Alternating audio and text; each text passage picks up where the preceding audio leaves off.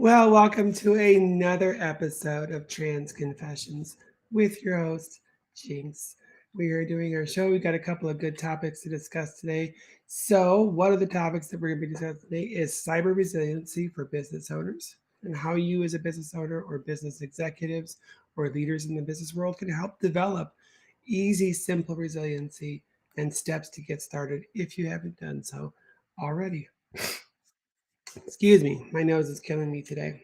The next topic discussion is I'm actually going to a little bit of gaming. I do like to game, so today I'm going to rate both the single and multiplayer versions of CrossFireX by Remedy and what I think. And spoiler alert, it's not very good. So, after that, we're going to talk about transgender living. I'm going to bring on my co host for the first time, Daphne, who we're going to discuss what it's like being transgender in a married relationship and being married prior to coming out as transgender. And then, of course, we always end our show on open Q&A amongst all of our listeners and viewers who are watching us live. Now, for those people who are catching this after the fact on YouTube or on my website, please, you can still ask questions. You can send emails. You can make comments on those videos, and we will do our best to come back and actually respond to those questions or those concerns as best we can. Um, if it's just a general comment, we're probably not going to respond to it, but rest assured we will see it. Now, if it's a disgusting comment, it's probably going to get deleted. So, if you want to be a jerk about things, sorry, we're probably not going to respond to any of that. So it looks like we've already got people coming in. All right. Yay, I can see you. Hi, Lindsay. Thank you for joining us. I will probably not answer any questions in the comment sections during the live, as I normally don't. I can see them. They are there. They will stay the entire time. So, Lindsay, thank you for joining us on Twitch. Zena, thank you for joining us on Twitch. Very, very kind of you. I acknowledge that you're there. Thank you so much. We do go live on several different platforms, as we normally say. I go live on YouTube, I'm live on Twitter, I'm live on Facebook, I'm live on Twitch. Obviously, for those folks who are watching on TikTok, I'm live on TikTok as well. Now, TikTok can't see all the interactive stuff going on in the normal live because, TikTok sucks. So it's basically you just see me and then all of my equipment just kind of sitting around on the desk. Now, that being said, I do want you to encourage, and I encourage you, please go visit my website, cyberjynx.me. That's cyberjynx.me. There's lots of information out there. You can always catch these videos on here, so you don't have to go searching for me on Twitter. You don't have to go searching for me on YouTube or go and doing a Google search. If you go to the website, all my social media profiles are actually there. You can follow me on your favorite. And as far as the lives, you can always go to my radio blog page and you can catch all of the episodes I've made currently and see some of my social stuff on the social page. So my TikTok videos, various stuff like that, or just general updates about me and my family. You're more than welcome to see those as well. Now, getting on to business. So, letting everyone know my show is Mondays, Wednesdays, and Fridays at 11:30 a.m. Central Time. There are some days where I just don't go live. Either I'm sick, I don't feel good, I feel ugly, it's a dysphoric day. So I apologize if you go to catch an episode and I'm not there. That's probably why. Or I'm very, very engaged in a business client meeting that I just can't come to a radio show. But I try to let people know that beforehand. Now, we do have our sponsor today.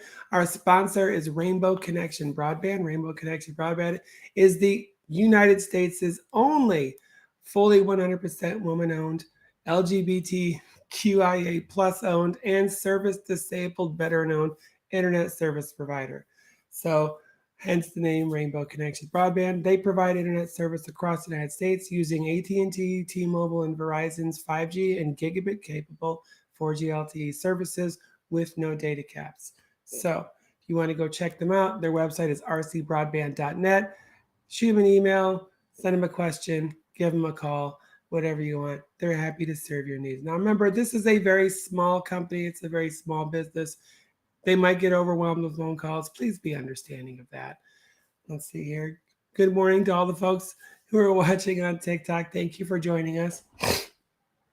Sorry, my nose is still bothering me. It's quite terrible. So again, we're going to go over today's topics. Today's topics are cyber readiness tips for businesses in the SMB and mid-market, rating CrossFireX's first-person shooter game, transgender living with open Q&A, with our co-host for her first time and debut, Daphne.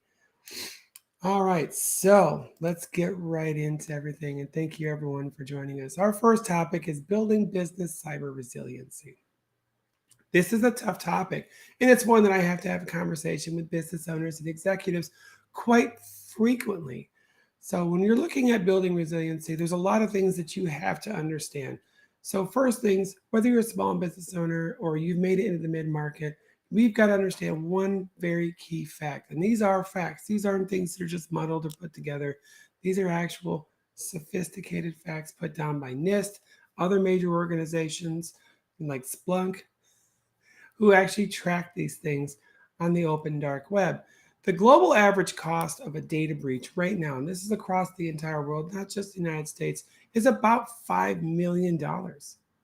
Businesses lose about $5 million on average for a data breach or any of those other issues that you might run into. So these are things like privacy law, violations, obviously data breaches. These are, customer PII, PFI, or PHI extractions from your data. So it doesn't matter if you're a doctor with a private practice that has maybe 200 patients, and those 200 patients have been your patients for 30 years. Or maybe you own a retail store that's got 3 branches across 2 counties, and you've got customers on all 3 counties that come there. If they're spending money at your store with credit cards, if you are retaining any of that customer data, these are things that most of your cyber adversaries are after. And if you are subject to a breach where someone has hacked your information systems, someone has gotten into your critical infrastructure and stolen, let's say, that customer's PFI, so personal financial information, or you're that doctor and someone hacks in and steals someone's PHI, their personal health information. Or just in general, like I run a couple of businesses and someone comes in and steals maybe data that I've collected that's just personal identifiable information. These things are like your address, your social security number, driver's license information. These are all things that an adversary can use to identify who you are, where you are, and even impersonate you, whether impersonating you at a bank, impersonating you for a job, impersonating you for tax purposes. The sky's the limit. Well, chances are, as that business owner, whether you're that doctor or that person who owns a little retail store or me, when this happens, you're going to get sued. The cost of recovering whatever was lost because of the breach, the hack, whatever you want to call it, on average right now across the globe is $5 million. So I would ask any business owner out there, you got $5 million just sitting around? Do you think your insurance company that's giving you your business owner's insurance is going to cover the breach? Probably not. Chances are no, they're not. Now, there are some insurance companies, thank the Lord, or whoever, that actually do offer cyber breach protection. Well, that's fantastic. Read the fine print about what it's expected of you as the business owner for that insurance policy to actually take effect. I have read the fine lines between most of that as a business owner, and it states quite clearly, if you as the business are in violation of any of the NIST standards that are set forth for people who accept credit cards, do bank transfers, collect information, have contracts, give out loans, whatever the case might be, anything that collects a person's data as a requirement to achieve service or whatever it is the person's after, you fall under certain regulations. These are DSS and PCI. They could be HIPAA, whatever the case might be. Those insurance companies state very clearly in their clauses that, hey, guess what? If you don't follow every single one of these standards to the letter, and we find out that you were in neglect of that, yeah, we're not paying out your claim. You're just fucked. I mean, that's about as plain and simple as it can get. It really is. I don't blame the insurance companies for doing that, because you as the business owner absolutely are obligated, both morally, ethically, and whatever other term you want to throw out there, buzzwords, you are obligated to take care of your customers every step of the way. They trust you They're getting a service from you. They're giving you money, whatever the case might be, but they gave you their data. So as the data holder, whether it's short-term, long-term, forever, whatever, you are obligated to protect that with every bit of being you can. So that insurance companies holding you to that policy. They're holding you to that practice, otherwise they won't pay. So let's say you're one of those SMB business owners who pays no mind to anything revolving cybersecurity. This this is the number one target of most of your cyber adversaries out there. Sure, working with the Cyber Command of the United States Army, working on the Atlantic side of that command, seeing what the cyber adversaries do to our own government, absolutely, sure. Probably 10, 15,000 attacks an hour occur on the defense networks, occur on the guards networks, occur on the reserve networks, occur on the Department of State, for crying out loud. This is not uncommon. These are just stupid probing attacks done by state actors to keep us on our toes. They know that they're not going to get very much, if anything at all. Just like I'm sure the United States does the same thing back. And we don't really gain much either. We only gain what they allow us to gain. They only get what we allow them to have.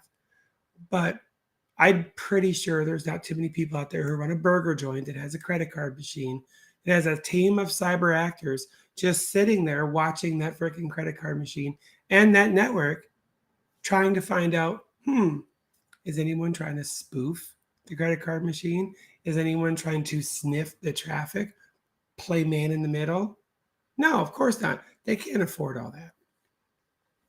But PCI and DSS standards state you're supposed to have that. Most people don't even read those standards. So beginning the process of trying to figure out what you as the mid-market or small business owner are supposed to do really involves talking to somebody, hiring a firm to come in and maybe do an audit, have someone take a look. Or if you've got people who are of that caliber on your staff, it's time to really sit down and determine what it is you need to follow, what rules there are, what regulations and policies exist for your type of business, and whether or not you're in compliance with those things. The insurance companies that you actually purchase your cyber defense insurance oftentimes will do this for you at no cost, especially for small businesses. Small businesses, I think, have a little bit of an advantage where these insurance companies will actually bring a cybersecurity engineer or architect or some other type of consulting expert to come in, look at your systems, identify problems, identify issues, help you sit down and go through the NIST cyber resilience framework. And it's actually a very, very simple framework. And that's a good place to start. So the resilience cycle or resilience framework is identifying, protecting, detecting, responding, and recovering. So let's talk about the identify portion. Businesses need to pinpoint critical applications, critical infrastructure, intellectual property, all the things that make that business what it is and make it run efficiently need to be identified. And then you got to identify risks. What are the risks if these particular things are breached? What if they're compromised? What if they're stolen? Intellectual property right now is a very big one. A lot of small businesses and mid-market businesses are closing their doors because their intellectual property, their inventions were stolen by a foreign country. We all know which ones. Well, because they're stolen, and obviously our patent laws here in the United States don't mean shit in China or Thailand or the Philippines or Russia. Very rarely are you going to get any of that to stand water. And because people like to buy stuff as cheaply as possible, most of your retail stores are not going to stop carrying the stolen intellectual property designs just because you're upset that it was your design first. You can't sue Walmart because it's selling a product made by a Chinese manufacturer who just so happened to create the very thing you invented in your basement. Well, so identify what you have that's critical to you as a business owner. And this could take time. This is honestly probably the most time-consuming portion for SMBs and mid-markets, is really What is most critical to me? What can I not afford to lose for even a minute, or my business is going to shut down and suffer? So, yeah, these are all things you need to actually, sit down and look. Once you've identified all of the critical applications, all of your critical infrastructure, your intellectual property, your very, very, very classified data, now you can start beginning to build this disaster recovery readiness, this cyber resiliency that's so critical and important for your business to run and be protected. And that was where rolls a good segue into the next part of that, and that's protect. You've got to protect all of that stuff. You have to have a way to do it. So what is that? What does that look like? What can you do as a small business owner? Well, I mean, that's going to vary. That's going to vary based on your business. You might be a super, super small business owner. Maybe you've got 5 employees and that's it.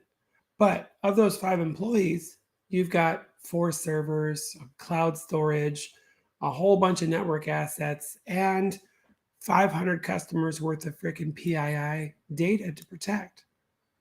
That's a lot. Can you imagine what happened if 500 people sued you all at the same time? I'm not going to lie, class action lawsuits suck. Ask Target. Sorry, I needed to wet my whistle. Although that's not water. I drank my 4 glasses of water earlier. So um, you want to build what we call in the industry air gapped protection. So let's say you've got multiple locations and those locations all have data. Um, Commonly, most people will store all of their critical data in one location. We call this single point of failure. So SPOF, a single point of failure. If that one database, let's say you've got cloud storage and it's only stored in this one database, I don't know, maybe you went and bought some storage for your database from Microsoft. You got a little Azure database and you're so proud. You're like, I'm in the cloud. My stuff's in there. It's like, well, if you don't buy what they call the air gapped or the geographically disparate data cloud storage for your database, one, you suffer failures. Let's say that one cloud server fails. Now, of course, Microsoft is on the hook. They're going to have to pay you back for your data loss if that's the case and part of the SLA that you sign with them. But your shit's still gone.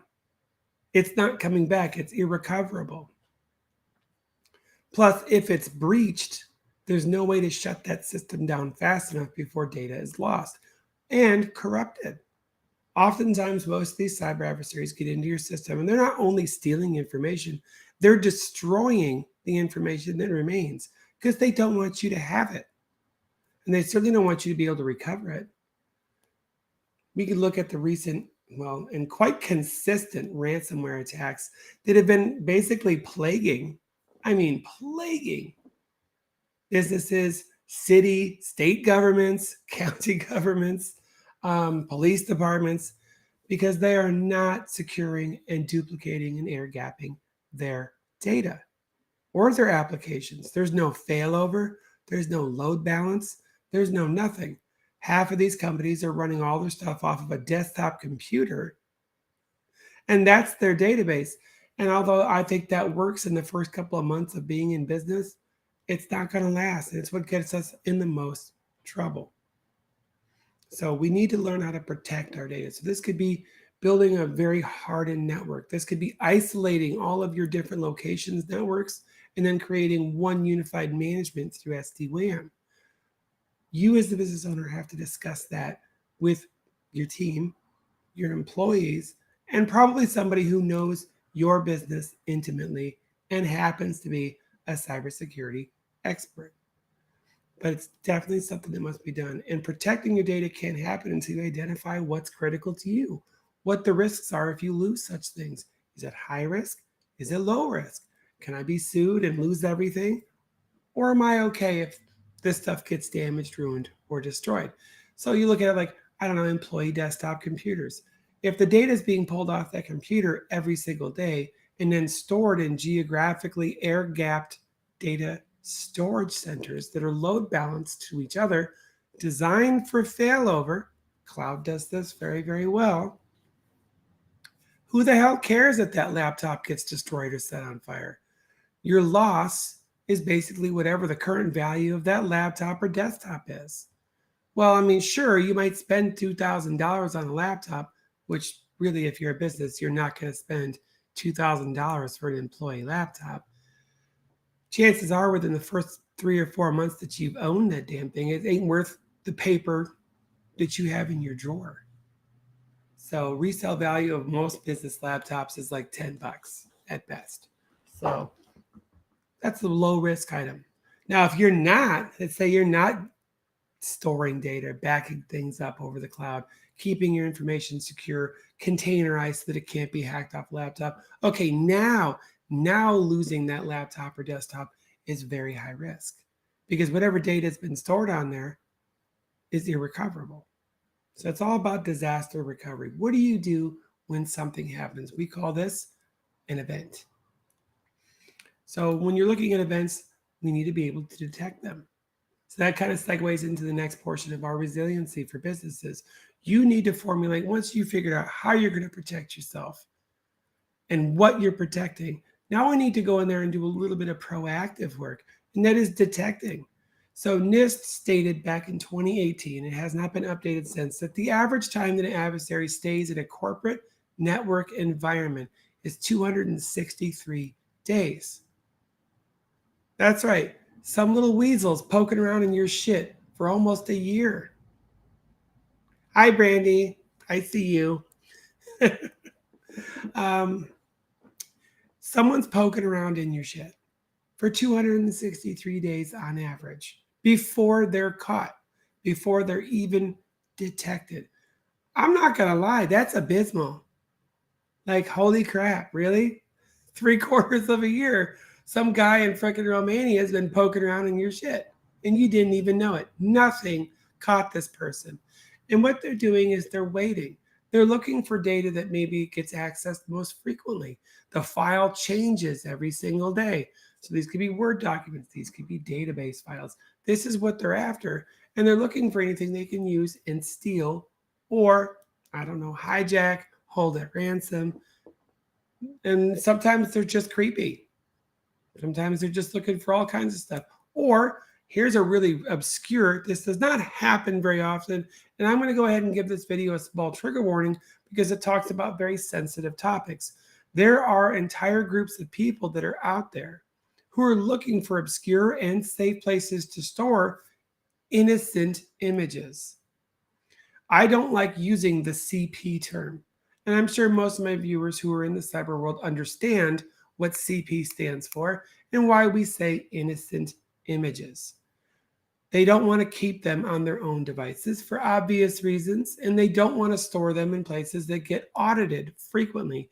So they look for mid-market and small businesses that use unadulterated cloud storage, have local storage in their database. And these people will sit in these environments and they look for what they call audit flags. These are professional people like myself who go in and audit storage, audit data centers, audit servers, look through virtual machines, all kinds of stuff, trying to make sure that data integrity is intact, that there's not more data being used than is typically standard. And then we use a lot of AI automation and software tools to assist us do the same. This is what these adversaries are looking for, these very obscure ones.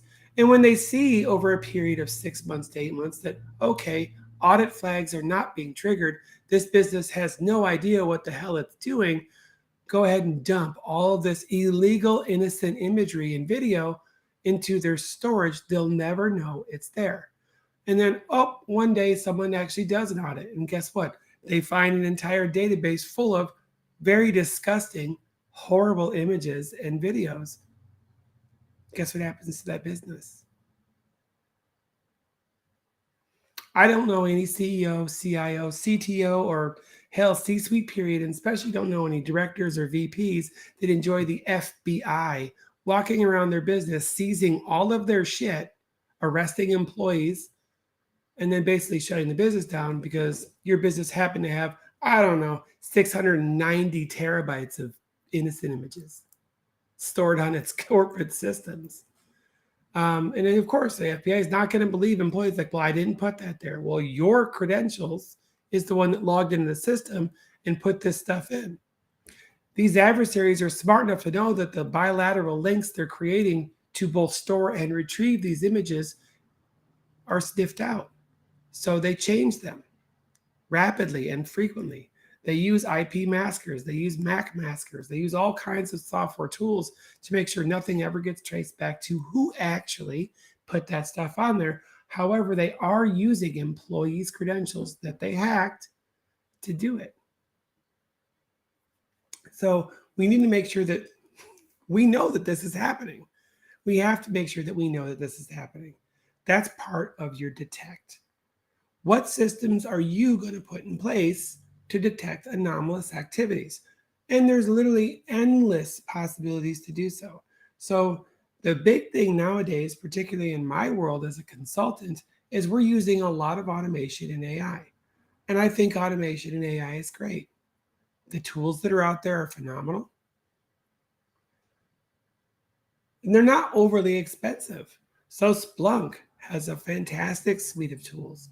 Cynet has this fantastic suite of tools, and they're a relatively new player in this world. Cynet's actually a company out of Israel, and their entire company is based off of basically Mossad and their cyber team. So they built their software off of their techniques to thwart and detect actively.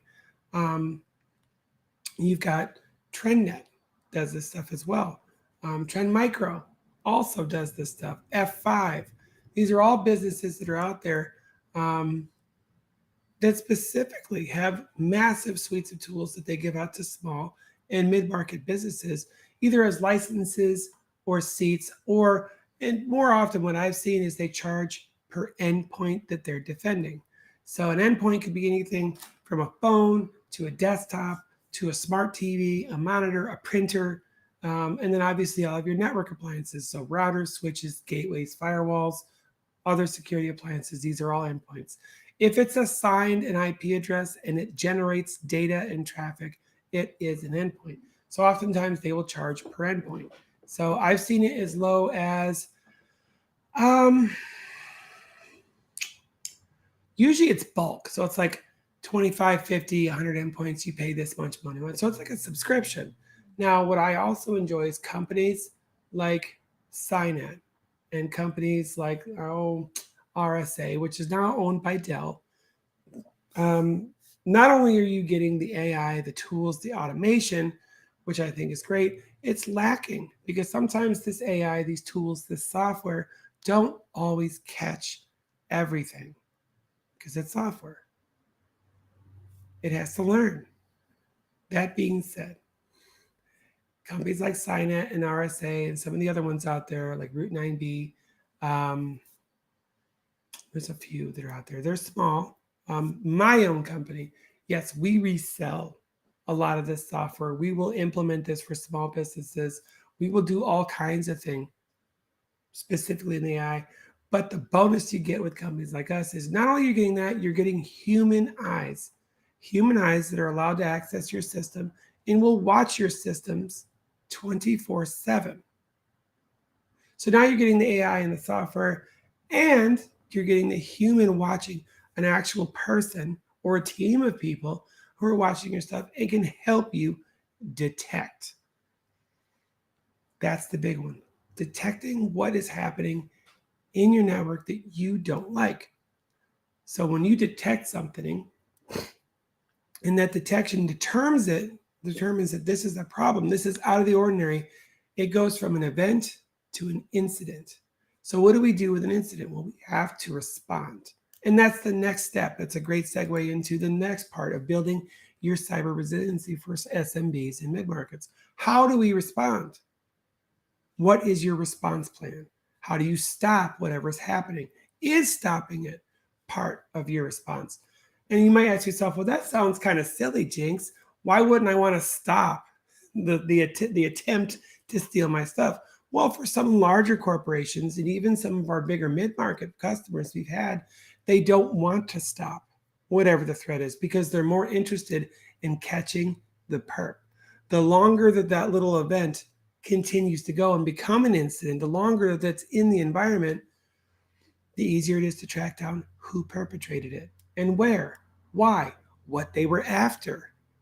So this is something you have to sit down and determine, what is my response? Do I want 100% shut the whole system down and cripple my company? Because now nobody can use the network, nobody can use the internet, nobody can use their equipment because I've literally shut it all down to stop the attempt. This is equivalent to, oh, I think someone's in my computer, and then turning your machine off. Unplugging the router from the wall.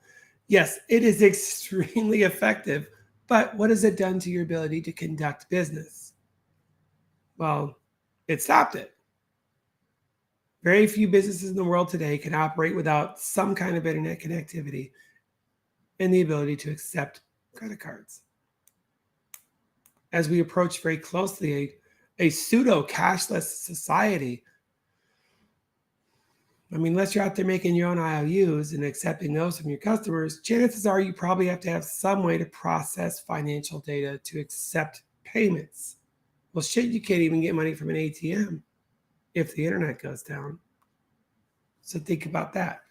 So when you're building your response plan, you've got to figure out, okay, what is my response? Do I want to stop the anomaly, quarantine whatever is occurring for study, or do I want to quarantine it just for shits and giggles, audit purposes, catalog the entire event and incident, and then, well, destroy whatever the attempt was?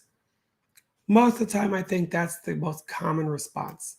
That is absolutely the most common response. It's going to bounce back and forth between quarantine this issue, fix whatever it was that allowed the issue to happen in the first place. This could be you didn't patch your software quick enough. You had piracy or pirateware existing on your corporate networks, whatever the case might be. Firmware updates weren't done correctly or on time. Well, these are all things as part of your response plan you have to consider. Now, if you're a little bit bigger and you're actually concerned about who the hell is getting into my stuff and I want to take them to court and run them through the ringers, now your response gets a little more sophisticated. So you're talking about creating sandboxes, having teams of people watch what this person is doing in the sandbox environment, probing to try and figure out who they are, where they're coming from, and what they're after, all of which is necessary in a court of law. If you're going to take somebody in for a cyber crime, these are things that you would need to know. Now, chances are, I'm going to say 80% of the time, most of the businesses I'm working with don't need any of that. They really don't. So, that being said, the last part is, once we're done, we've made our response, we've done our recap, how do we recover? So the last part is recovery. So let's say you had an incident and that incident caused data loss. What are you doing to get that data back? Do you have disaster recovery put in place? Do you have backup plans, both automated and non-automated? Do you have, of the data you're storing, where you're storing it, is it backed up to the backup? As in, do you have redundancy built into your backups? So also, is legal an issue? Do you have to get your lawyers involved? Do you want to get your insurance companies involved? This is all part of the recovery process. If physical items were stolen as a result of this breach, how are you going to handle the recovery of that? What do you have in place to replace the physical damage, or at least recover the monetary loss of those physical damages? If data is lost and stolen and it's PII or PHI or PFI, what do you have in place to recover from that? What kind of insurance policies have you put on your business as well as yourself? Do you have business owners protection? Do you have a personal umbrella policy? Do you have cyber breach defense? All these things. Have you read all the bylaws that are put in there? All of this is necessary and stuff that you should think about. Absolutely. If you're not thinking about those things, this is the time to start. So that's pretty much it in a nutshell. That's discussing what I would go do if someone brings me in and hires me as a consultant for their SMB or their business. What are we trying to defend? What do you have? We need to identify all of your risks, your pain points, your critical infrastructure, your data, your applications, what it is you're running as part of your business. What do you want to save? And then part of the protect is let's go over what you have. What compliance must you follow? What laws do you have to abide by based on where you do business? Just because you're in the United States doesn't mean you don't have to abide by European laws. If you do business and you sell things, Etsy, Amazon, it doesn't matter, and you do any kind of business direct with a customer in the European Union, you are now subject to GDPR. And the United States will enforce it. The federal courts in the United States will absolutely enforce GDPR on US businesses, whether you like it or not. These are all things that you have to consider. So I would start. Really, you don't have to go hire a professional if you don't want to. These are all things that are easily searchable online. You can go to NIST.gov and pull down their entire framework and try to adopt your business to best practices. This will protect you mostly from lawsuits. Yes, having your stuff breached and having your data stolen is awful, but it's the aftermath. It's that recovery, that last little bit that really bites you in the ass. Once you're sued, and you will lose in court, the amount of money you're going to have to pay is astronomical. As a small business owner that barely makes $5 million annually, being sued for the average $5 million for a data breach, and my insurance company going, hey, guess what, stupid? You didn't do anything we told you to in our bylaws. You're on the hook for all $5 million. We ain't paying anything. Now what do? Restitution sucks, but the court's going to get it. So I hope that this has helped.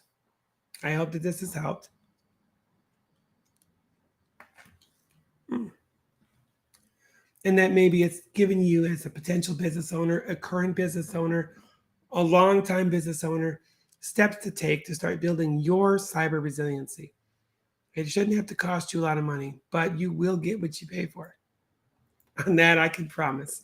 So let's kind of take a look at our next topic. This is a fun topic. So we're going to move into a gaming segment. I'm a gamer, just like lots of people are gamers. I don't do it as often as, let's say, some of the more professional gamers that are out there, but I do play a few games here every once in a while. So obviously, I love League of Legends. I think it's a great game. I play Surviving Mars, which I think is an Xbox platform, Microsoft platform. It's pretty fun. There's a few games I love. I love the Civilization games. Civilization was always a really fun game for me. But here recently, I want to play a couple of other new games. I love first-person shooter games. I loved all the Battlefield games, Battlefield 1942, Battlefield Vietnam, Battlefield 2, Modern Combat, all the way up to the new return editions. Obviously, Call of Duty was always fun.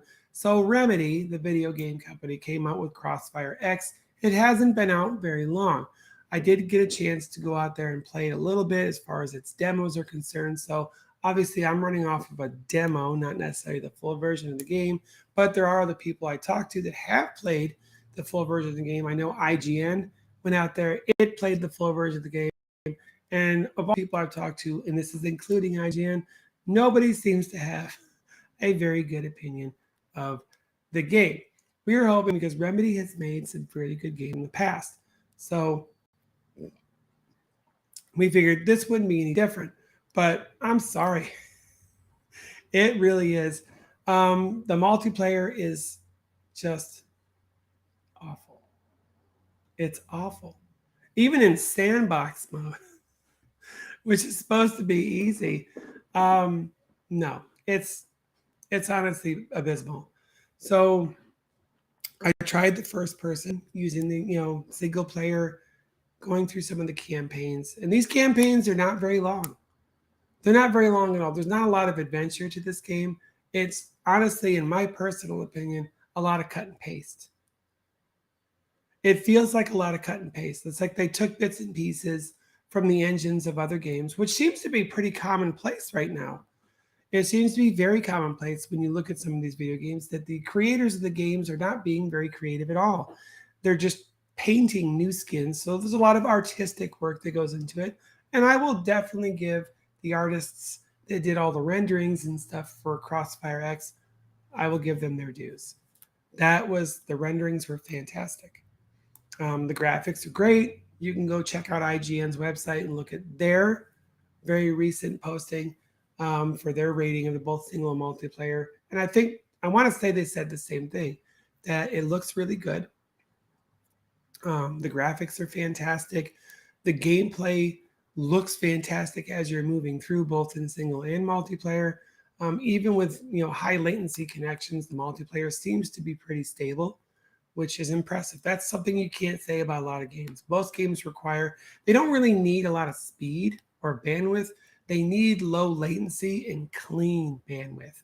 So reducing jitter. So this one seems to do pretty good, even with latencies as high as 50 or 60 milliseconds, and with jitter being another 20 or 30 milliseconds. So I'll give them that. I don't know what they did with their engine to get that to work, or if it was just the processing power of the PlayStation. I'm not sure, but it actually did really, really good. So the characters. So let's look at the storyline. What you're actually doing in this game and the character development. All of it is garbage. It was like thrown together. That's what it feels like. There's no real character development actually happening. The characters themselves, again, feel very, very cut and paste. So, I mean, Remedy's got a great, phenomenal history of creating bizarre, fun, strange, very interacting characters in their games. And in this one, it's like, no, not so much. I mean, for a first person shooter, how much adventure is there? Well, I don't know. If you've ever played the Call of Duty series, the storylines built into a lot of their games as a first person shooter are still involving, they're eye catching, they're emotionally involving. I mean, hell, the first Call of Duty I ever played is basically Saving Private Ryan. If you're basically playing Saving Private Ryan. So you're already emotionally involved. You have a connection with the people you're meeting and talking to. And then, yes, you get to shoot Nazis at the same time. How enjoyable is that? This is not that. This is just drivel. This is stuff that a 13-year-old gamer would be like, ooh, look at the graphics. This is so awesome. Let's go blow up something. That's kind of what I felt trying to play this. Now, call me old fashioned, and I am. I'm old. I'm over 40 years old. And I played the original games. Like, I was the biggest fan of Final Fantasy VII, a game that had very low graphics and looked like shit. But the storyline and the intensity and the gameplay and all of the intrinsic character development was stunning. Well, this isn't that. Single player was also very choppy. So it felt like as you moved through some of the maps, as you kept going through the game, chunks would disappear. Or it felt like pieces of the story weren't actually being told. Now, remember, these are several campaigns you can choose from. They're about 3 to 4 hours long, depending on what you want to do. And again, that's short. I want a campaign that I can go and do that takes days, not 3 or 4 hours. How boring is that? You're done with this game. Hell, within a day, you're done. The game is over. Now, I understand a lot of these new first person shooters, a lot of these games, the development that you're going through is really built around the multiplayer. That's the story. They want you to go play multiplayer, interact with real human beings, which, if anyone who's ever played a massive multiplayer online game, the interaction with a lot of human beings is lackluster at best. Just like on my video on demand, just like on TikTok, just like on Twitch, mostly you get a little snotty trolls and assholes that come in there and they run their mouth and they hide behind their keyboard, yada yada yada. You get a lot of cheaters that come in there. No matter how many anti-cheat things that the game developers put in there. In this case, they didn't put any at all. Talk about an easy game to thwart. So many glitches, it's not even funny. Um, Cheating in multiplayer is pretty standard, but they make it a little bit too easy in this one. So it ends up making the multiplayer, the part they focused on the most, completely unfun. So I'm gonna have to say, as far as remedies, both multiplayer and single player, boring. Boring, no storyline development, character development is garbage, characters look plain and pasted. It's definitely left me a little bit upset with how this came out. And I mean, when you go in there, like usually even the ending has some kind of grand ending. It has some kind of, even as an FPS, a first person shooter, the games have some kind of ending. In this case, no, it cuts it off abruptly, like you're done, like it's done. There's no storyline, there's no closure to whatever it was you were doing. It's like, oh yeah, by the way, and then that's it. Your campaign is over, the story's over, the game is over. So yeah, it's just really boring. Now, don't get me wrong, it looks cool. It looks really cool. The movements tend to be fluid when the machine, especially gaming consoles, are built enough to actually handle it. But yeah, the graphics are cool, the movement is cool, but still, that can't be the only thing that holds the game or its legacy. There has to be something, some kind of substance, something to chew on, if you will. And this game doesn't have it. And I thought maybe multiplayer mode would be better, because you are interacting with real people. You have the opportunity to play online. You have the opportunity to do all kinds, like any other FPS. And no, all it ends up being is basically a blood festival, a slaughter. There's no story whatsoever in the multiplayer. There's no like goals or achievements teams can use. They're in shit. And it's just sad. It's really sad. And it harkens back to the days of GoldenEye, for those people who are old enough to remember GoldenEye, where you got to play the multiplayer split screen mode of GoldenEye. That's kind of what it feels like. It's literally just hunt and kill. That's all it ends up being. And in this particular case, because of the gameplay, because of the weird glitchiness that I saw in there, the lack of character development, it's just a bloodbath in multiplayer mode. That's all you're doing. And it's sad. That's like super sad. So if I had to give the game a rating of thumbs up, it's going to get 2 thumbs down.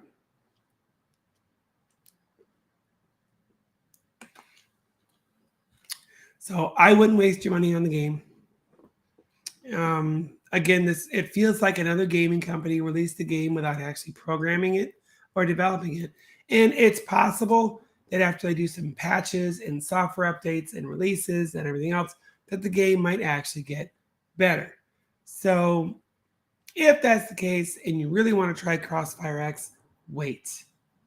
Wait for them to actually sit on the game and release a couple of software patches, and maybe it'll get better. I also encourage all of my viewers, go check out IGN's review of those games, both multiplayer and single player, and you're probably going to see pretty much the same thing I said. Because I did read it, and they're like, yeah, it's abysmal. So I would definitely encourage you guys to check out there, or just do some reviews in general.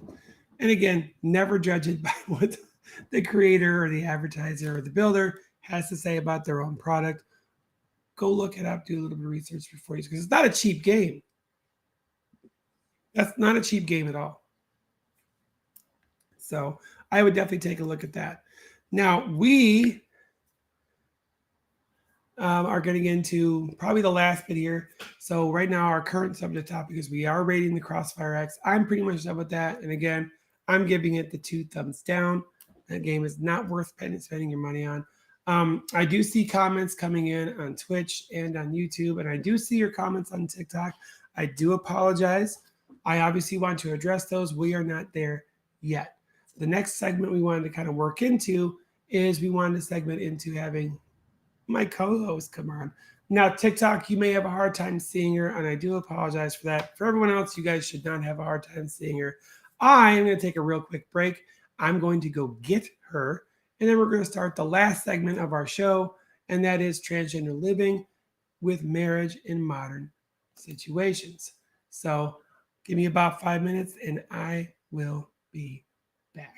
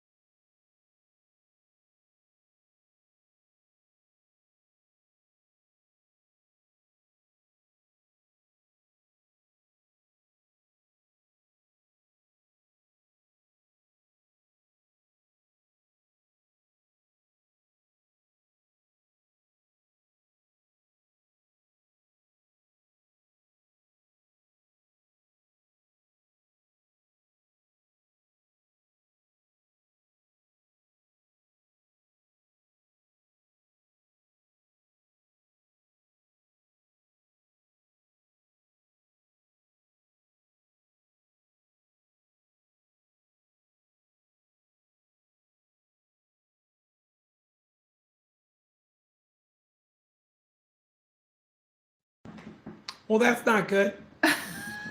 My mic was still on mute. That's terrible. Now I gotta do that all over again. And there's 3 people watching too. Oh no.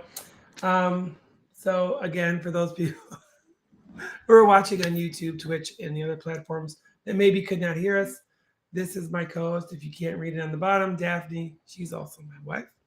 And we're going to go into the next segment, which is really discussing transgender issues within marriage, particularly around someone who comes out as transgendered after already being married. So I had asked Daphne, and she was describing what it felt like when I first came out as, well, I think I'm transgendered. Do you want to describe it all over again? Sure. Okay. So I essentially felt panic and a sense of loss. Like I was losing someone who was extremely dear to me, and there was nothing I could do to stop it. And then I basically said, I mean, obviously I know this because we've had this discussion already. But I done some research as well. And in that research, I had discovered that this is not uncommon. This is actually a very common response to most married couples when someone, one of the significant others comes out as transgendered. And it's also pretty well known in the transgender community that the divorce rate, unfortunately, is very high.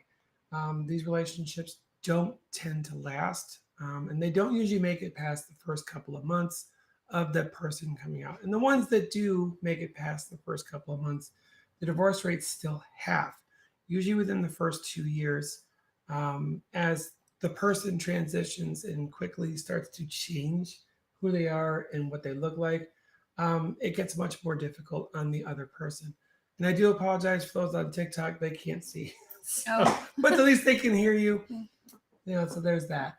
Um, so yeah, and I know I want to really bring that out as far as the topic discussion. So some of the things that you and I have been able to do, how we've been able to cope and talk, because I want to help others who are watching who might be going through something very similar or maybe surprised by going through this in the future. So there's lots of people who I know watch shows like mine, who are still closeted, and they're terrified. They're terrified to come out and say, "Hey, I think I'm transgendered. Um, what do I do now?"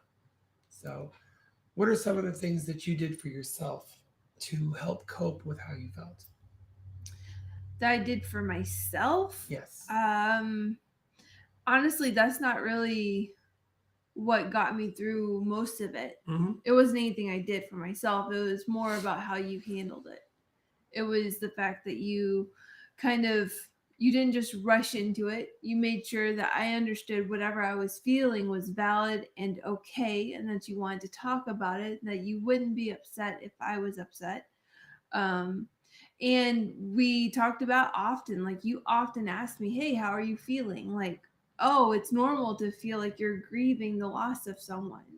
Um, and really just the fact that you made me feel reassured that one, you're always going to love me and that you're um I think some people might worry about sexual orientation, right? That can get a little bit confusing during these transitions. Certainly.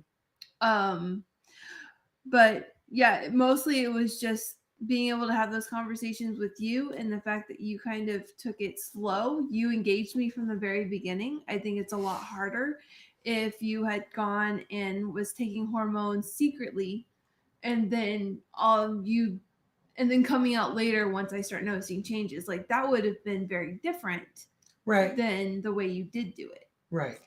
And I think that was probably the biggest factor in being able to cope. Okay. And I'm very glad you brought all that stuff up. I think that's very, very important. So, as a keynote to those who are maybe watching who think they're transgendered, know they're transgendered, closeted, out, whatever the case might be, the process that I took when I started feeling issues, when I started understanding that something was definitely different, something was different, and something was trying to claw its way out. That's what it felt like to me. Something was trying to claw its way out. And I wanted to make sure that I knew what was going on in my own head before I started telling other people. And I didn't want to be secretive about it. So I had started going and seek actual mental help. I started seeing a life coach who was specialized in the LGBT community. I went and got a therapist who was also specialized in transgender herself. Um, that understood what I might be going through, and I wanted to build up my own tools, my own coping mechanisms, because as hard as it is on my wife, it is equally, if not more so, on me, because you're finally getting to be your real self, something you've been hiding, repressing, whatever it is you were doing your entire life, and you feel it want to explode.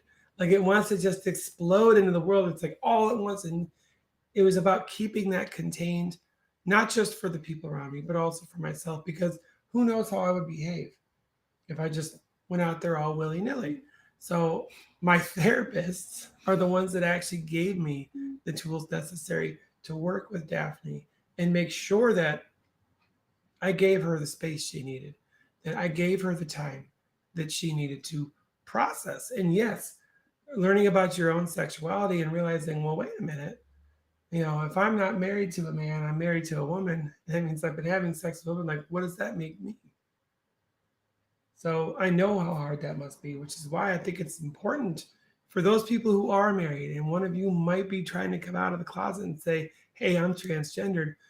There is absolutely no reason to rush these things. There's no reason to rush these things at all. At all. So we did get a question on TikTok.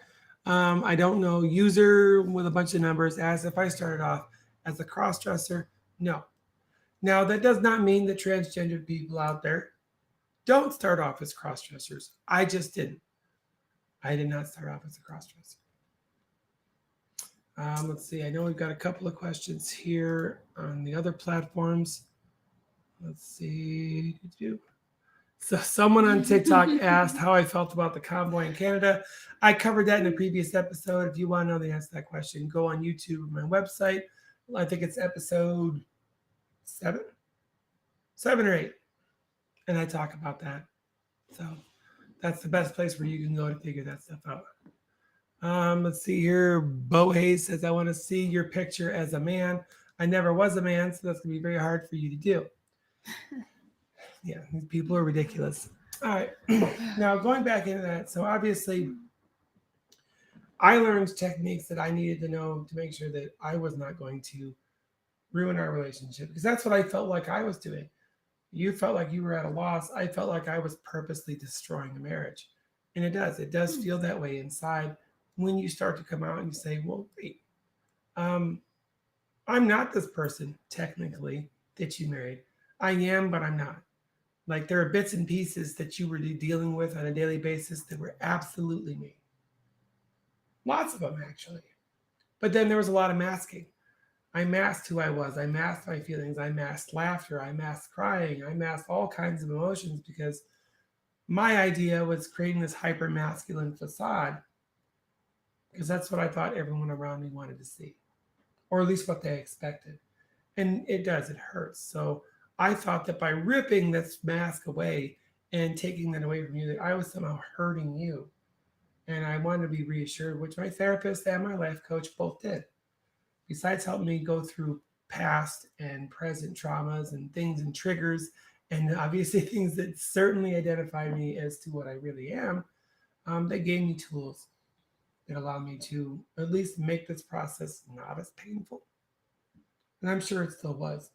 And I want to know, would you be willing to tell people like how long the grieving process that you described lasted, or is it still going? I would say it's still ongoing. Like Okay. this is still relatively new Mhm. in comparison to the length of our relationship. Absolutely. So it's kind of something that I still work with. Not to mention, it's like really wrapped up with my family's values. Right. So it's not like this just single thing. It's kind of in combination with like, okay, so what does that mean that my sexual orientation is now? How do I interact with my family? My family believes X, Y, and Z, and this definitely doesn't go along with that.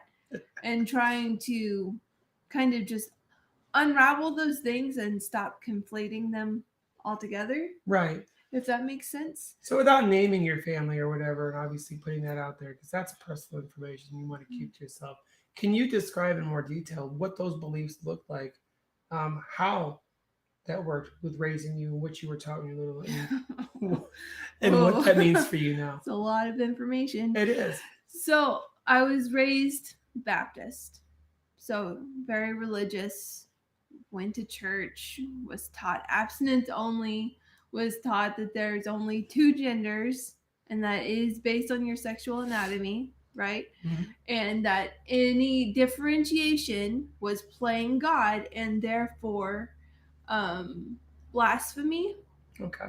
and a horrible sin.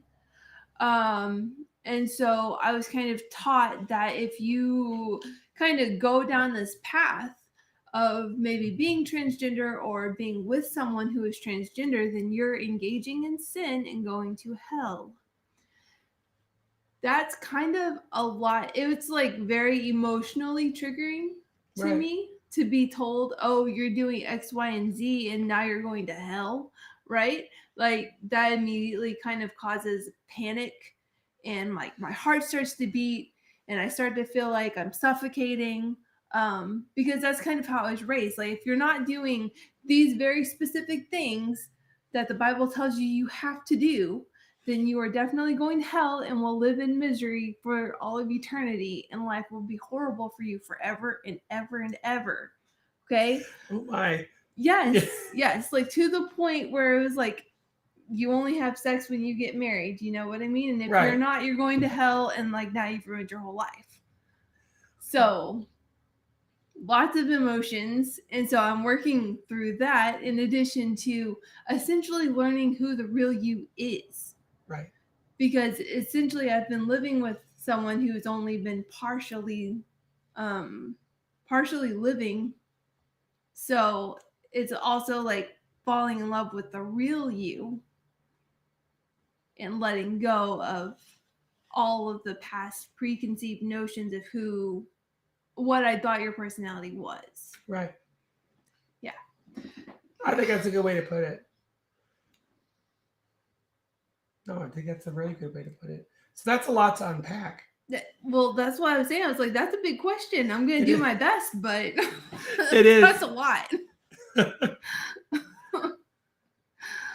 So we got some people on Twitch who definitely agreeing that they were raised the same way. Yeah. I don't think this is uncommon. I myself was raised Roman Catholic. So, I mean, I wasn't allowed to walk into most Baptist churches. They would actually chase me out with pitchforks and torches. Uh, but some of the belief systems were not all that different.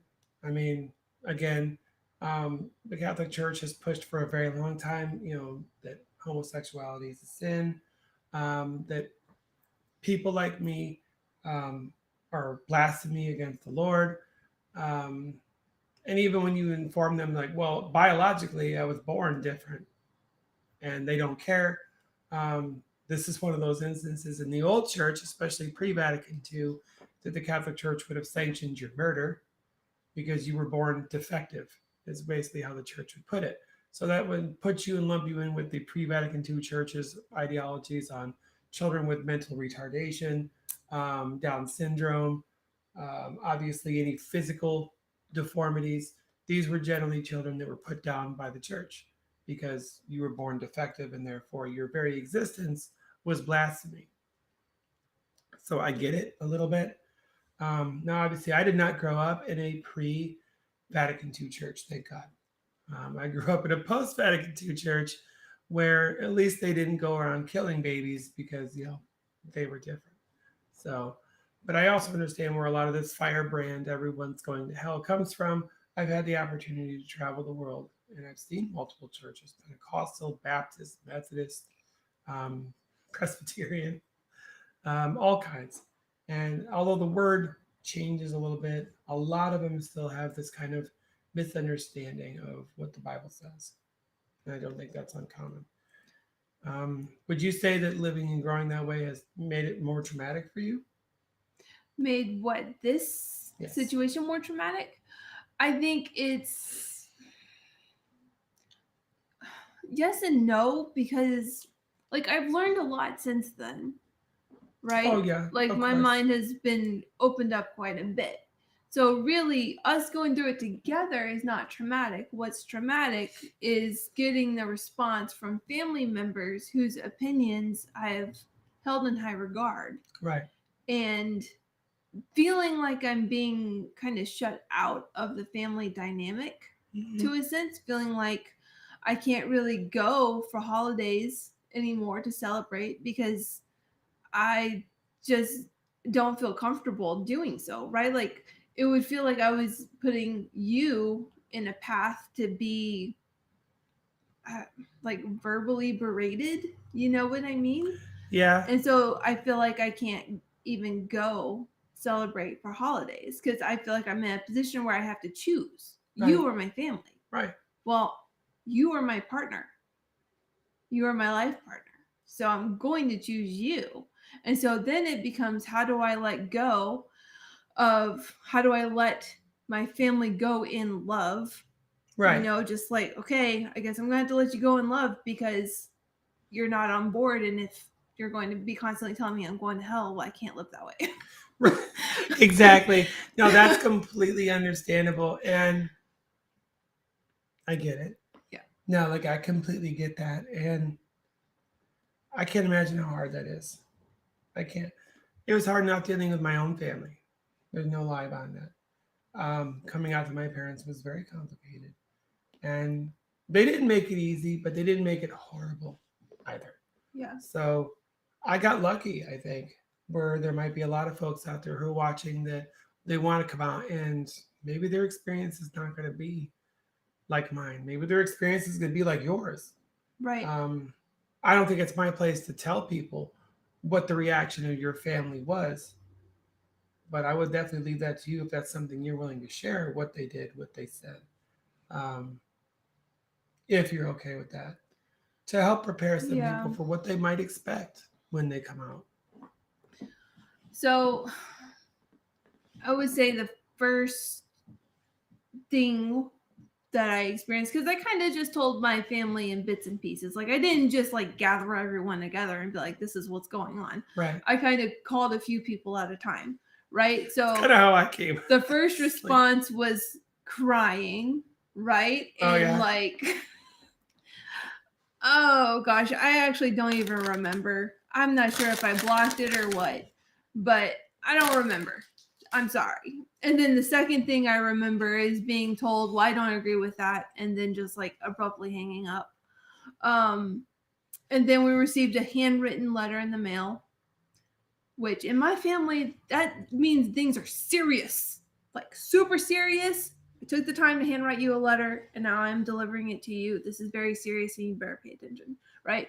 And the Right. letter basically said, we don't agree with this. I understand your partner is very convincing and that they believe that they're a woman, but they're misguided and they're leading you down the path to destruction. And you're going to condemn yourself to hell if you don't turn away immediately. Think about your children. All of this stuff, like all of these things, it's just like, oh, it's just like this visceral emotional reaction I had. And I immediately signed up for therapy. I was like, I can't handle this panic attack alone. Someone help me. No, I mean, exactly. It's like, oh my God.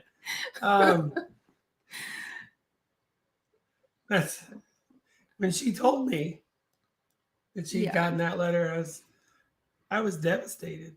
I love her parents. I think they're very kind and nice people. I love her grandparents. I think they're sweet, elderly people. I had nothing but respect for their lifestyle. They were good, upstanding citizens, from what I know. They're business owners here in Texas too. I mean, they do a lot of community work, I'm sure. So yeah, I had lots of respect for them. I also thought they were a bit more open-minded um, than they actually are. Yeah. And that was my undoing. Is I gave them a little bit more leeway and credit towards being open-minded than maybe I should have. So when I saw the letter and she told me what was in the letter, I was like, oh my God. Well, now what? And I will say the first time that your parents came up here after I transitioned, I happened to be home on leave from my deployment. And you want to talk about nerve wracking because I wasn't going to hide who I was. I wasn't going to go back to looking or presenting male. Um, Hi, Brandy. I'm glowing because the light's hitting me sideways. So you can see this kind of weird reflection. I apologize. Yeah, but honestly, my parents have impressed me. I've been impressed with your parents too because they believe what they believe, yes, but they're still being respectful to us both. They've kind of, right? I won't say they've relented. No, I wouldn't say that either, but they are being very more open-minded now than they were before. And I will say that when your parents left after they made that visit, I talked to your mom very quickly and briefly. I gave her a hug and I said, I am very happy that you are here. Um, and I think that this went a lot better than I had seen it play out in my mind. And your mom said, I was thinking the exact same thing. She goes, this is not what I was expecting. And I kind of wanted to ask her, I was like, well, what were you expecting? Like, I was just going to walk out half naked and drag, just like, I'm here. I mean, shit. Uh,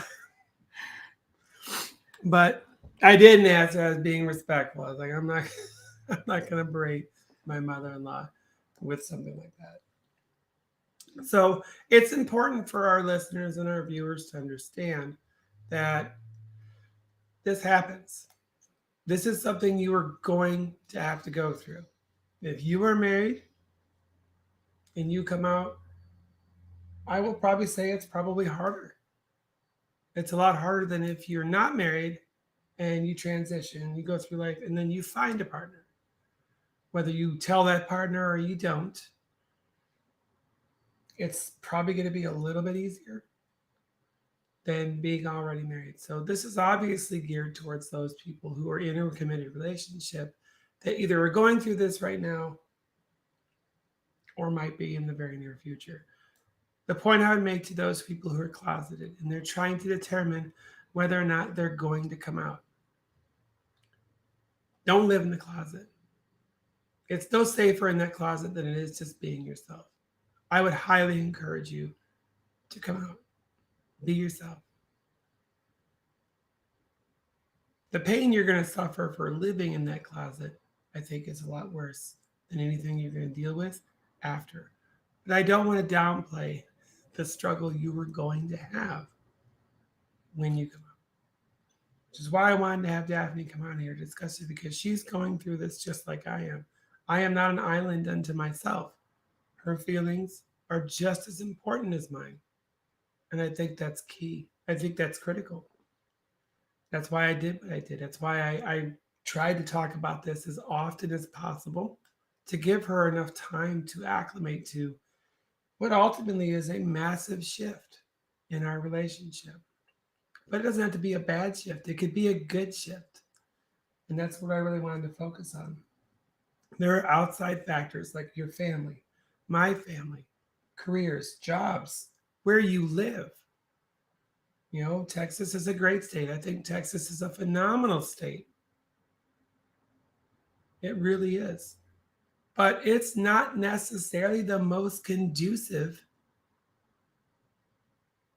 to us. You know, and you got to look at how you would feel. So if someone walked up and said, how do you like being a lesbian? What does that make you feel?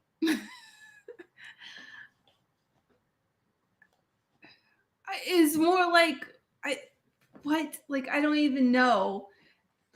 I'm almost to the point where I'm like, who fucking cares? Like, can we just stop putting labels on things and just enjoy pleasure and sex? Like, who fucking cares I like what your that. orientation is? I like that. So, because like I could not tell you at this moment in time, I could not tell you what my orientation is. I don't know. Exactly. Like, is it pan? I don't know. So far, you're really the only woman I've enjoyed having sex with. Does that make me pan, or does that make me hetero with a proclivity for you? Like, I don't know. Who knows? No one knows. It's like, we call that a toss pot. It's like, how are you feeling sexually today? Non-existent. Today I feel ace. I feel ace. Maybe I'm arrow. I have no idea. So I think that just like gender, your sexuality can be quite fluid. Well, yeah. I don't think it gets discussed very often, but I do think that that's quite common. You might be arrow one day. You might be arrow and ace. You might go straight into full-on horror mode. Who the fuck knows? But it does happen. It does happen. And that's something that you're going to have to address with your significant other when you come out. Where do we go from here? I actually saw a question where someone was asking what tips I might have or advice for other spouses going through it. Absolutely. Please take. So for anyone who identifies as female or a queen, I would definitely recommend the book The Audacity to Be Queen, and I would recommend therapy. So Yes. both of those things for sure. Therapy, you need somebody to talk to, you need somebody to tell you that your feelings are normal and that you can get through it. Someone to tell you that your confusion about your sexuality is normal. Um, yeah, you, and then that book is very empowering. So that's a great resource.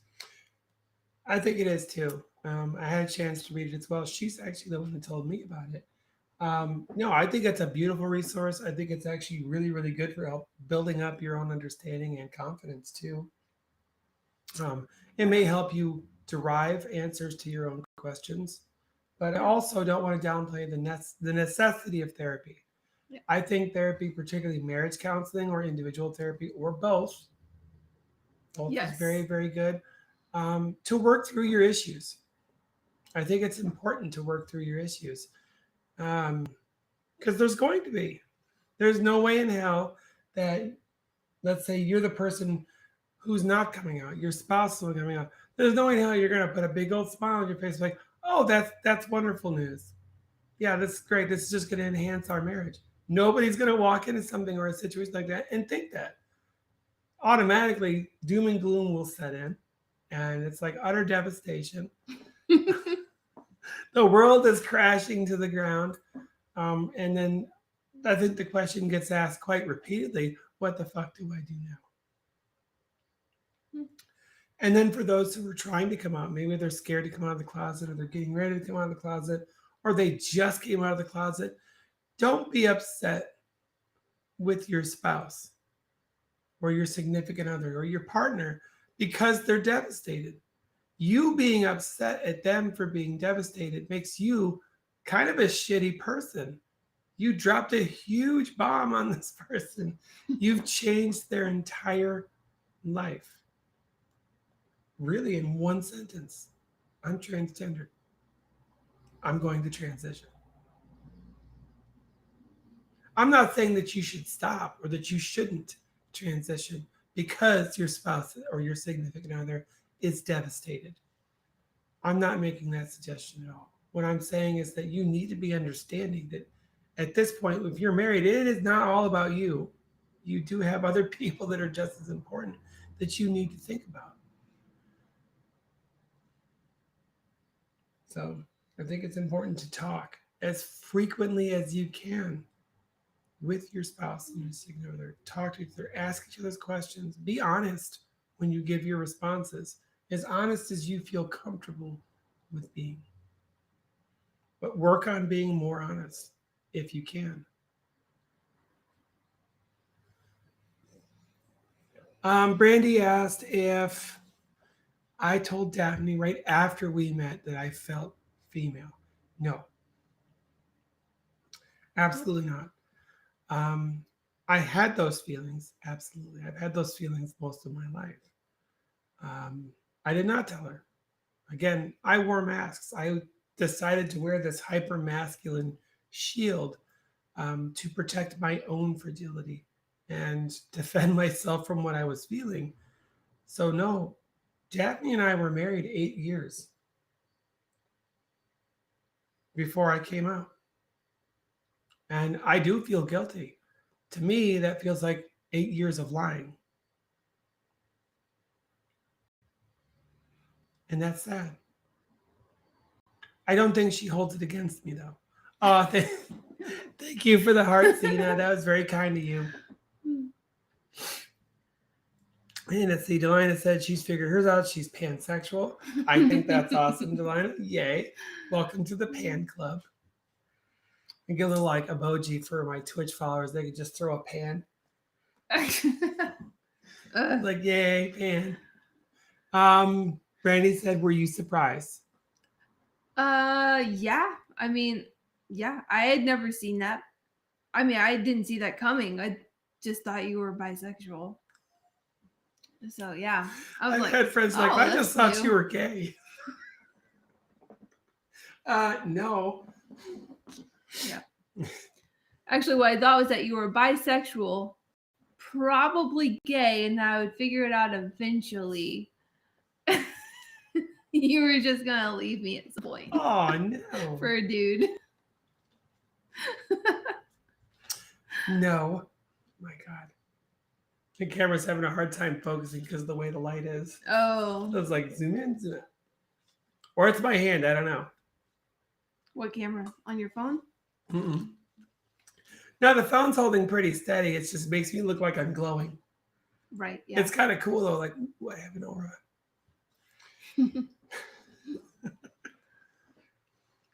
How do you find me on Twitch? So my Twitch handle is actually Libertarian Girl, or you can just look up Cyber Jynx. I think both will show me. So Mike says we both have a great dynamic here. Thank you, Mike. That's very kind of you to say. So Dwayne said, so if this is too nosy, I understand. How did you tell Daphne? Like, did you plan a time or a convo or in a letter? Well, it certainly wasn't in a letter. I went through quite a bit of therapy personally so that I could identify who I was. Because I want to make sure I knew like what was going on in my mind and with my body. Before I just started coming out like, hey, I'm this or I'm that. I've never really liked the idea of labels. They've always kind of bothered me a little bit. Like I don't like Democrat, Republican. I don't really give a shit. Either you're a good human being or you're a crappy human being. Is really what it is. That's the only labels that really matter. Is are you a good human being or a crappy human being? But when I finally told her, it was actually on the phone, which is sad because I was deployed. We couldn't do it in person, but I also did not want to hide that from her. And I said, I remember saying on the phone, we should definitely talk about this in more detail when I get home on R&R. And so that's what we did. We did it face to face. It was a planned conversation, at least on my part. I think I kind of gave her a little bit of an understanding on the phone. I don't think she fully recognized the impact of what that was going to be like until we had the conversation in person. And I do remember when I told you, and you're like, yeah, okay, I could see that. Sure, I could see that. I could also see like the light leaving her eyes a little bit. So of course, the longer we talked, the worse I felt. And I was like, oh, this was a fucking horrible idea. I'm just like I could see the depression just setting in on her, and I'm like, oh. So what we got up here is okay. Um, I'm not sure what's going on, Brandy, as far as searching for me on Twitch. You can also find me on YouTube if you type in CyberJinx on Facebook, or even better, go to my website. Go to my website. That's cyberjinx.me. All of my social media profiles, to include Twitch, are on there. You can follow me on one of them. You can follow me on all of them. So, excuse me. Heard the frog come up. Yep. That's what you get when you fuck up your vocal surgery. You sound ridiculous. But I got the ability to go, hey, back again. So, what? It's funny for now. So, let's see. Oh, that's awesome. I'm very happy that you were able to accomplish that. Let's see. I don't have the Discord yet, Zena. I apologize. I am going to make a Discord so that you guys have the ability as viewers, fans, whatever you want to call yourselves. Again, labels. To have open chats or ask questions when I'm not online, and I'm perfectly okay with that. I just haven't had the time to go around and create one yet. I might have my son do it. He's pretty well versed with Discord. He's actually like a Discord master, so I'll let the experts take care of that for me. Um, let's see here. So we're back. We're in our open Q&A. We don't have a whole lot of time left. I know we got started late and we had like a 4-minute gap where there was no sound.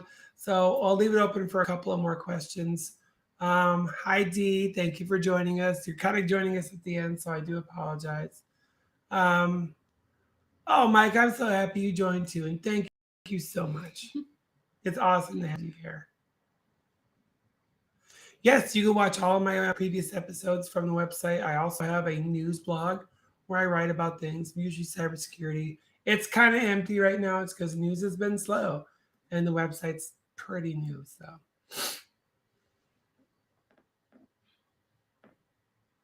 So yeah, Delina made a comment on Twitch.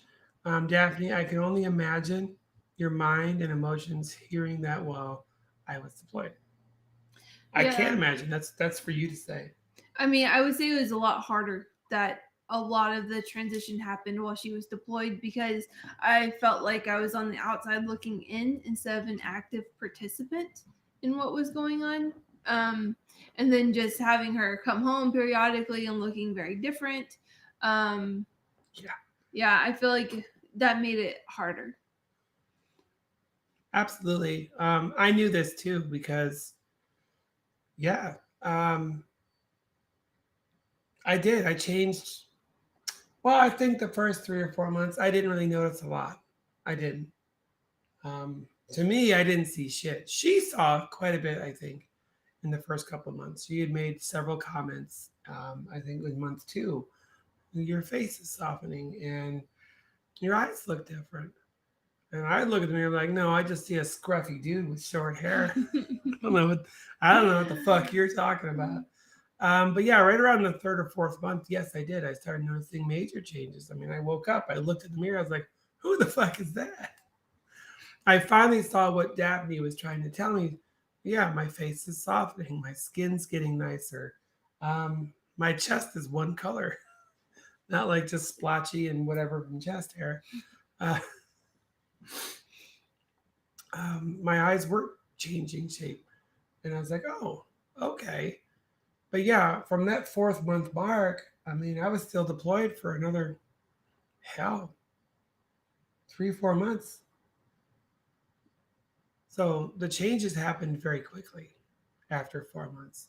You have breast growth starts happening around 5 and 6 months. You can see they're like, oh shit. My hair got long really fast. My skin, my body started to change even a little bit. And she missed all of it. She missed every bit of it. So every time I got to come home on R&R, whether it was for a day or a weekend or whatever, and it was far and few between, of course. Yeah, it was like seeing a whole new person. Um, at least in her eyes, I would imagine. But even I noticed because I started cataloging by photos. And then I did start TikTok in September, right after the concert we went to. And y'all can look back on my TikTok account and see every single one of the videos I started with. I was already getting 5 months in when I started. So I've been on TikTok now about 5 months. And just in the, yeah, last 5 months, like, holy shit. So it does happen. Let's see, triple C or is it double C Christie? Double C Christie. I'm in through 3 months on estradiol. Congratulations. I think that's amazing. 1 month on progesterone. The progesterone's weird. And for the trans girls who are watching, or the non binary feminine presenting people who are watching that are on progesterone and estradiol, um, careful how much progesterone you take and when.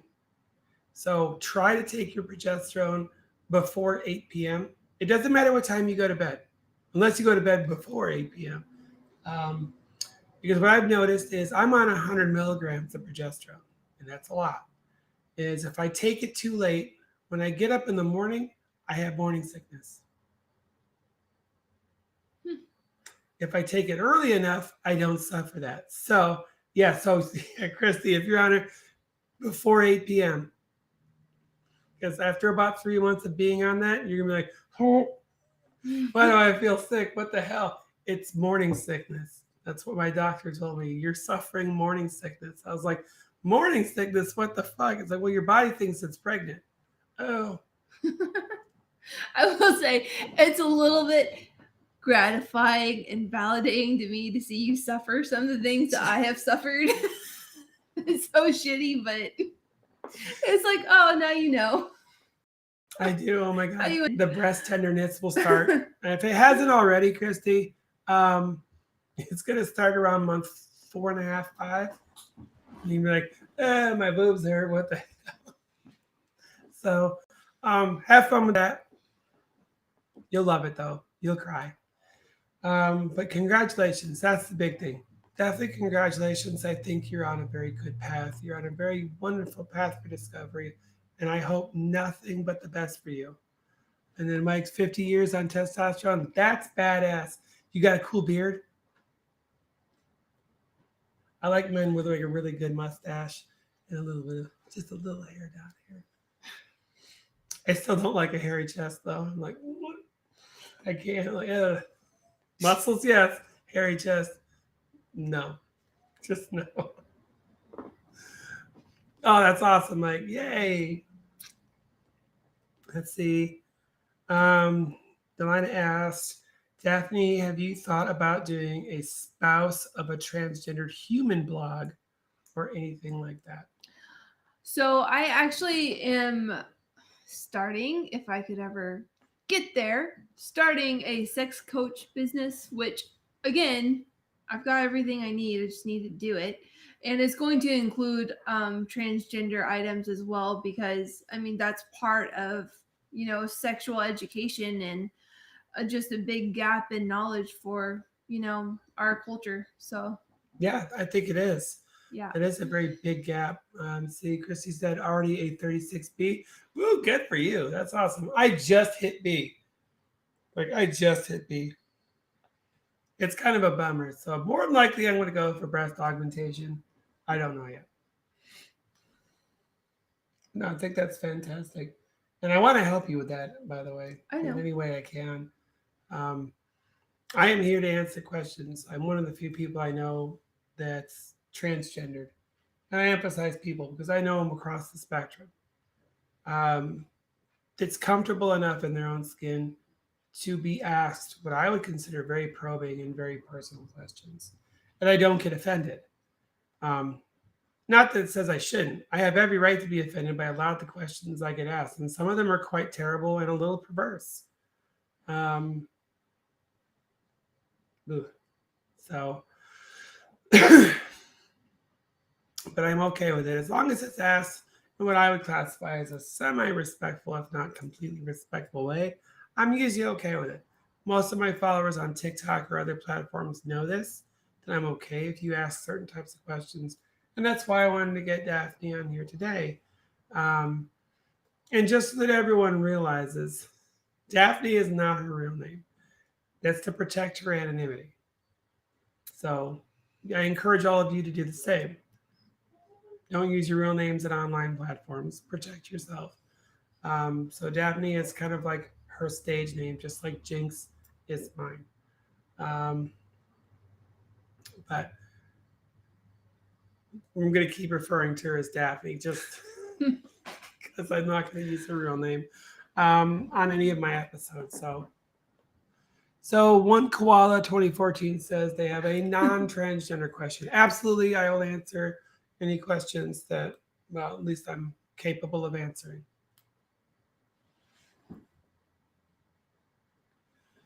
Yes, I could definitely find you on Twitch, I'm sure. I can't do it right now because I'm broadcasting, but yes.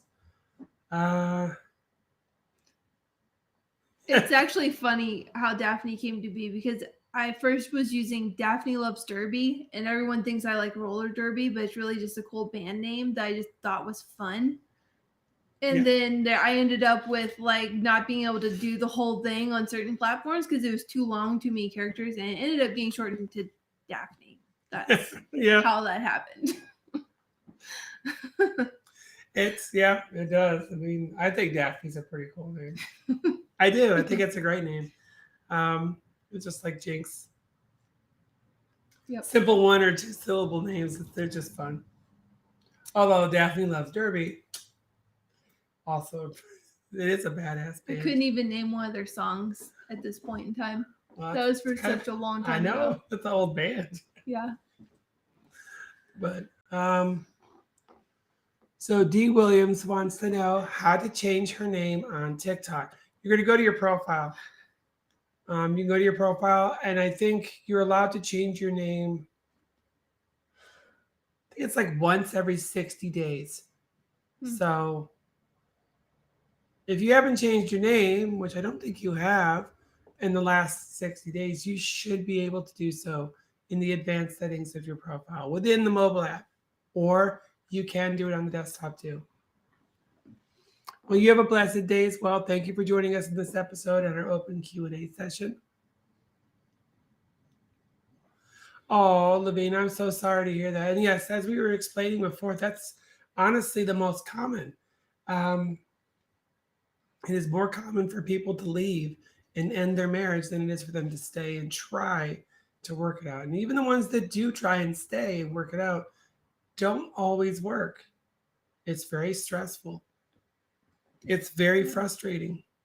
It's frustrating for both parties, not just me, not just Daphne. We both go through our own frustrations because it is like relearning how to be with each other. So I would highly encourage marriage counseling. I think marriage counseling is important. If you're not getting marriage counseling, then please do. Be open to it.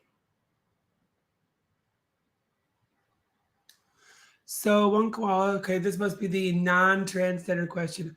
I served in the United States, well, saying that I have served in the United States Armed Forces.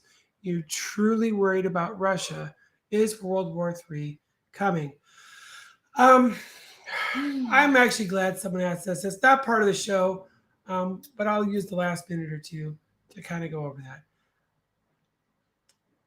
This is basically a reemergence of Cold War stances and mentalities.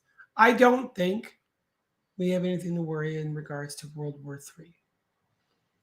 If anyone like myself was alive in the 80s, in the early 90s, and even late 70s, during the height of the Cold War, there was a lot of tenseness, and it wasn't necessarily so much worrying about World War III. The next great conflict is not going to be a ground or an air war, especially if it involves the United States and Russia. If we go back to a Cold War stance and footprint, it's basically going back to we need to start watching the doomsday clock because this is more of an issue of who's going to drop the first nuclear weapon, not who's going to fire the first bullet. So I would be more worried about that. Delina's asking a similar question. So Delina and hope I missed that person. Let's see. Anthony asked, "Do I have any children, and how did they take it?" Delina asked, "How do you tell your kids and incorporate them into the transition?" So very good question. So yes, in our particular situation, we have three children together, three little ones, so 6, 3, and 1. And then I've got two children from two previous marriages. So yeah, like wow, you've been married a lot of times. I can't imagine why. Uh, So um, it's hard. It's hard to come out to your children, especially if you've got older children. So my 19-year-old, who is from my first previous marriage, did not take it well. Did not take it well. He took it quite hard. And I mean, he said comments like, "I don't care that you're trans, Dad. It's whatever." And then he hung up and didn't talk to me for like 3 fucking months. So 3 months. yeah, he would come downstairs, wouldn't even look at me in my face. It wasn't until very recently that he's like, "Okay, I'm fine." Like he got over it. So um, pretty much the whole time I was gone after I told him, he would not look at me until I got back. And then he had no choice because I was like, "Here I am, shithead. You're going to look at me now because I'm home full time." And he eventually got over it. I think he had to work it out himself. And I had to give him time and space to do so. Don't pester your kids, especially if they're older. You're just going to drive them further away. Now, don't let your kids abuse you either. Don't let them be disrespectful. Don't let them be shitty. Because you don't deserve that. You don't. But give them space and give them time. So that's kind of how I dealt with my oldest. He still doesn't really want to be a part of my transition, and I don't blame him. He's an adult. So if he wants to go do his own thing, like I'm not gonna go hang out with my tranny dad, I get it. I'm not going to lose any sleep over it. Now, when it comes to my younger ones, so my 6, my 3, and my 1 year old, um, it's basically been a learning curve in teaching these kids. Like, what do you address me as now? I'm still fine being called dad. I don't mind being called dad. Although it's starting to become a little dysphoric. Um, because my littlest one, my 1 year old, is like, he's just adorable, has stopped calling me dad. And now he just calls me mama. And I'm like, oh. So it's really, really sweet. He looks at her and like, mama. And then look at me and he'll reach out like, mama. I'm like, oh, shit. So, my 6 year old, my 3 year old still call me dad. I'm fine with that. I just kind of around their house like, daddy's pretty. Um, so they're okay. And we just teach them, about asking pronouns, what pronouns are. It's complicated because they're little. Yeah. But I think they're kind of getting it on their own. They're not really assigning gender constructs so much as they were at the beginning. I don't Because, know about that. well, Fiona still has her moments. Yeah. And then, well, I mean, Cameron says everyone is he. Right. I know. You're he, I'm he, Hunter's he, I'm everyone's not he. talking about Cameron. I'm really talking about Fiona. Yeah. Fiona still has issues where she's like, She doesn't understand what's going on, I would say. yeah. So it's We working should with her pick as up a best we book. can. Yeah, find a book. And then as far as my new teen, my 13-year-old, he has no idea. I've not seen him. There's no way for me to tell him. His mother, who's from my second wife, did not take it very well and is quite pissed. So, yeah, there's that.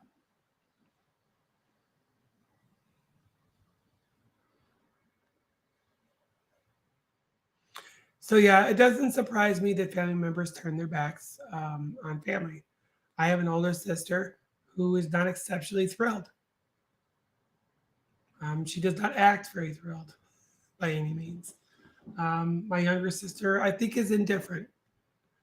Not really against it, but doesn't understand it, so doesn't really want to be involved with it. And yeah, definitely stop watching the world news. There's so much bad news on there right now. Um,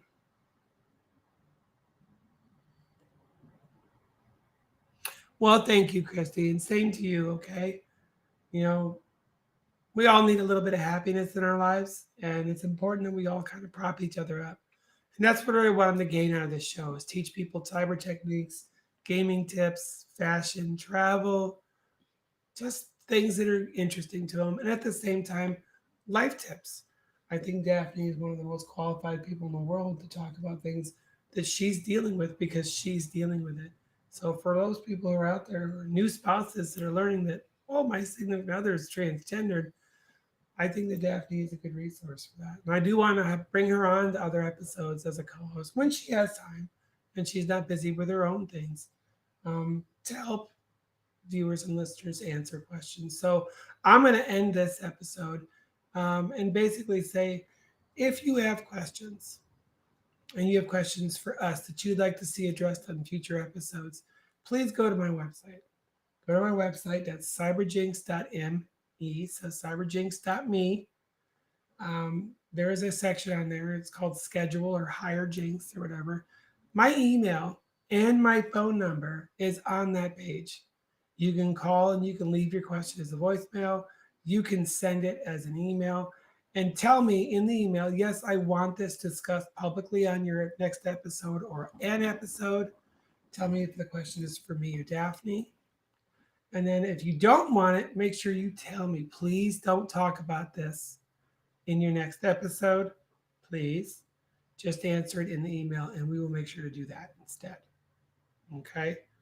But other than that, I think this is a good time or a good place to end. I want to thank all of our viewers today for participating and asking all of your wonderful questions. If you are following me on Insta, please like, subscribe, share if you can. We want to get our message out there. And if you're watching on TikTok, I know a lot of you are following me. Thank you so much for following me on TikTok. TikTok is an awful platform for trying to catch these lives. They really are. It does not notify anybody. It doesn't tell anyone. So if you want actually notifications, YouTube or Twitch, or follow me on Facebook. I have a Facebook business page called Jynx. I think even Facebook does a better job of notifying people when I'm going live or an episode is starting. But definitely Twitch and definitely YouTube, they both will. So Up Live is Twitch. No, Twitch is a whole different kind of platform. Twitch.tv. But thank you so much, everybody. We love all of you. Please join us again on, well, probably Friday. Maybe Friday at 11:30 Central Standard Time. And again, you guys are amazing. Y'all take it easy. TikTok might stay live for a split second, but everything else is about to come to an end. Thank you again. Have a wonderful day.